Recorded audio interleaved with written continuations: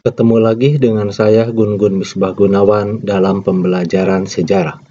Hari ini kita akan membahas materi proses masuknya Hindu-Buddha ke Indonesia. Menurut para ahli sejarah, terdapat beberapa teori mengenai tokoh pembawa dan penyebar agama Hindu ke Indonesia.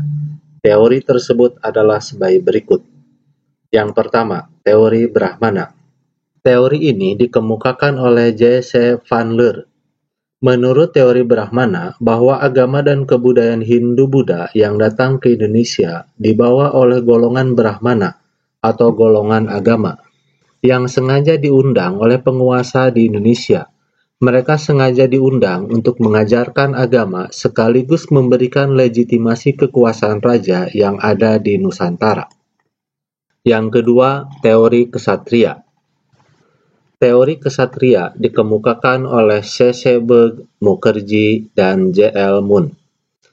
Menurut teori kesatria, bahwa penyebaran kebudayaan Hindu-Buddha di Indonesia dilakukan oleh golongan kesatria, yaitu kalangan raja dan bangsawan. Yang ketiga, teori Waisya. Teori Waisya dikemukakan oleh N.J. Krom. Menurut teori Waisya, bahwa golongan Waisya atau pedagang merupakan golongan terbesar yang berperan dalam menyebarkan agama dan kebudayaan Hindu-Buddha. Mereka melakukan perdagangan antar pulau sekaligus berdagang dengan penduduk Indonesia. Golongan pedagang ini akhirnya menikahi penduduk setempat sehingga berkembanglah agama Hindu. Yang keempat, teori Sudra. Teori Sudra dikemukakan oleh Van Faber.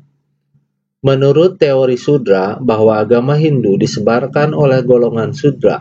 Golongan Sudra adalah golongan paling bawah dan terbuang. Mereka akhirnya berlayar mencari daerah baru untuk mengubah nasib mereka. Yang kelima, teori arus balik. Teori ini dikemukakan oleh F.D.K. Bos.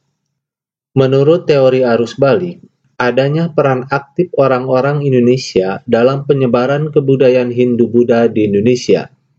Pertama kali datang ke Indonesia adalah orang-orang India yang memiliki semangat untuk menyebarkan agama Hindu-Buddha. Karena pengaruhnya itu, ada di antara tokoh masyarakat Indonesia yang tertarik untuk mengikuti ajaran Hindu-Buddha. Pada perkembangan selanjutnya, banyak orang Indonesia sendiri yang pergi ke India untuk berziarah dan belajar agama Hindu-Buddha di Indonesia. Sekembalinya ke Indonesia, merekalah yang mengajarkan dan menyebarkan agama Hindu-Buddha pada masyarakat Indonesia. Materi yang kedua yaitu pengaruh masuknya Hindu-Buddha ke Indonesia. Yang pertama, agama. Dari kepercayaan animisme dan dinamisme, akhirnya masyarakat Indonesia mulai menerima sistem kepercayaan baru, yaitu agama Hindu-Buddha. Yang kedua, pemerintahan. Sistem pemerintahan kerajaan dikenalkan oleh orang-orang India. Dalam sistem ini, kelompok-kelompok kecil masyarakat bersatu dengan kepemilikan wilayah yang lebih luas. Kepala suku yang terbaik dan terkuat berhak atas tampuk kekuasaan kerajaan.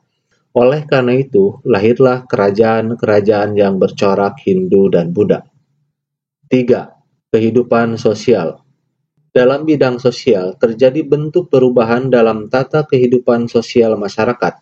Masyarakat mulai mengenal sistem kasta.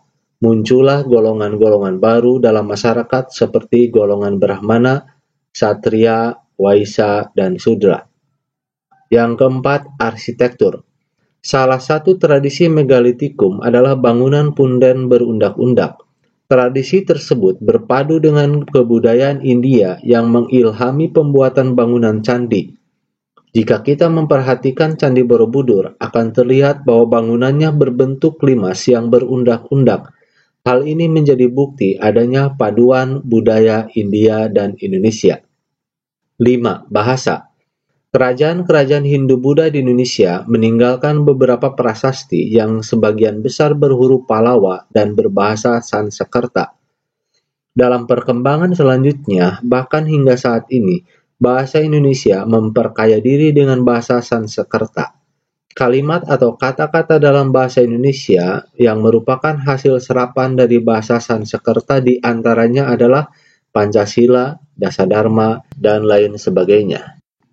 Yang keenam, sastra. Berkembangnya pengaruh India di Indonesia membawa kemajuan besar dalam bidang sastra.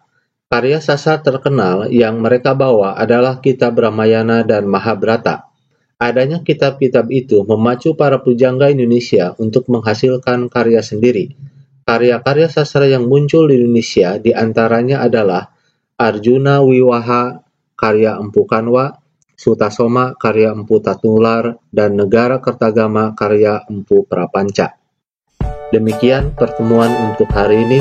Terima kasih, sampai ketemu lagi di lain kesempatan.